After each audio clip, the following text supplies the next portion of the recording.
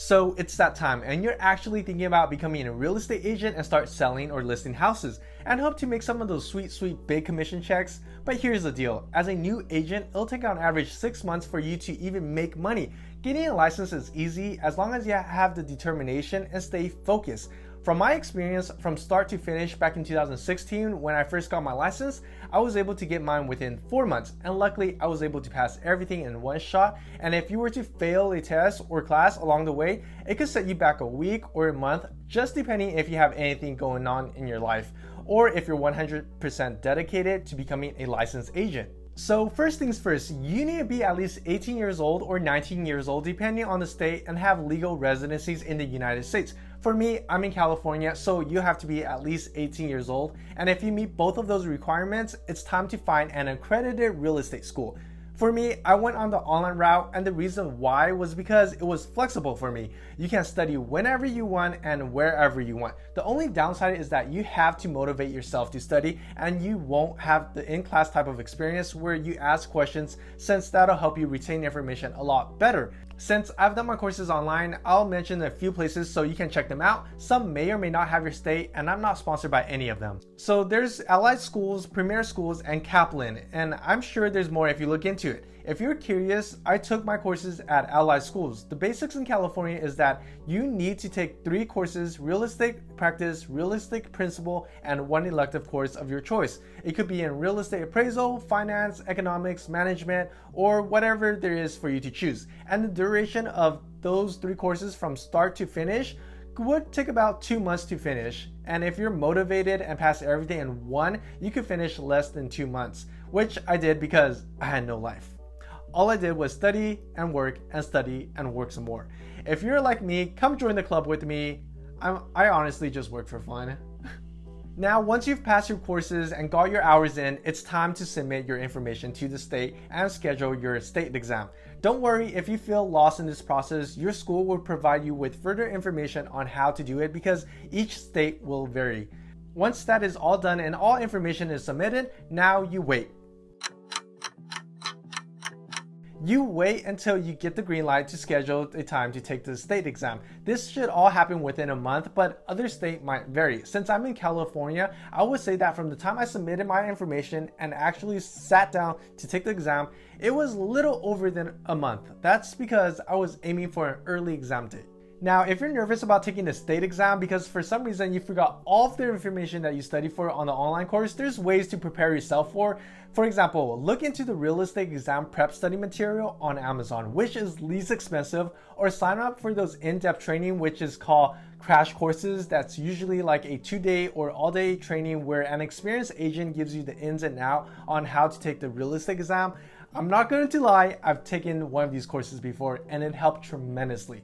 I can't speak for other instructors, but the one I had made it very engaging and shared a lot of personal experiences, and that's what you don't get if you were just to read off the book and try to make the information stick. To be honest, I was skeptical at first, paying $200 for the 2-day session, but eventually I went ahead and paid for it because they had a high passing rate and had reasonable terms in place in case you don't pass the exam. So I thought to myself, if I were to pay $30 on the study materials, then I'll have to suck it up and memorize the book and hope that I don't fail.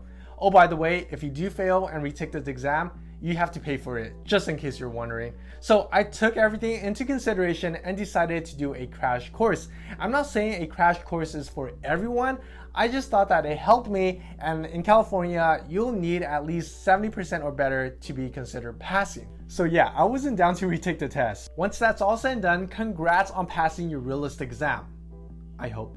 It's time to join a brokerage and hang your license. Or if you don't want to hang your license just yet, I recommend becoming someone's assistant who's already successful and learn the ins and outs of real estate. Now, becoming an assistant doesn't require you to have a real estate license, but it sure does put you on the top of the list if they are looking for someone to hire. The reason why I would recommend becoming someone's assistant first is because you basically get paid to learn. And here's the hard part and truth about real estate. You're not going to get your first sale or listing immediately, especially when you're just first starting out. In my early 20s, I didn't know anyone buying or selling real estate, and none of my friends had the capability to buy real estate. So I went ahead and worked for a real estate firm as an assistant, and during that time, I slowly built up my network and knowledge about the real estate industry. But if you're not like me and do have the network and know a lot of people, then find a brokerage where you have training and coaching available so you'll learn faster. But I want to let you know that some brokerage will require you to pay a monthly fee to join, and that's to cover their expenses and the benefits you'll be receiving.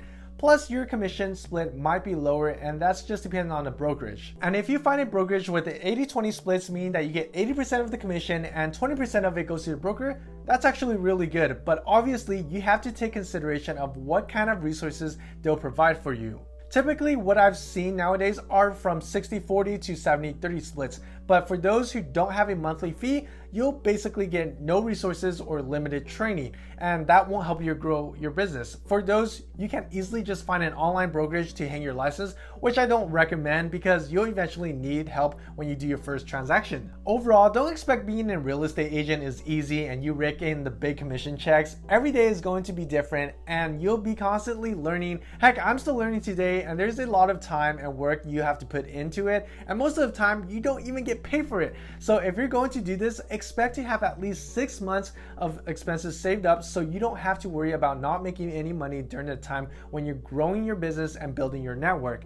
Me, on the other hand, took me over a year to do a transaction, and that's because I was doing this part-time. But if you're committed and willing to put in the time into it, and like anything else in life, you'll come out strong and better than before. So with that being said, I hope you found this video to be helpful and wish you the best in your real estate journey. Make sure to like and subscribe, and I'll catch you all next time.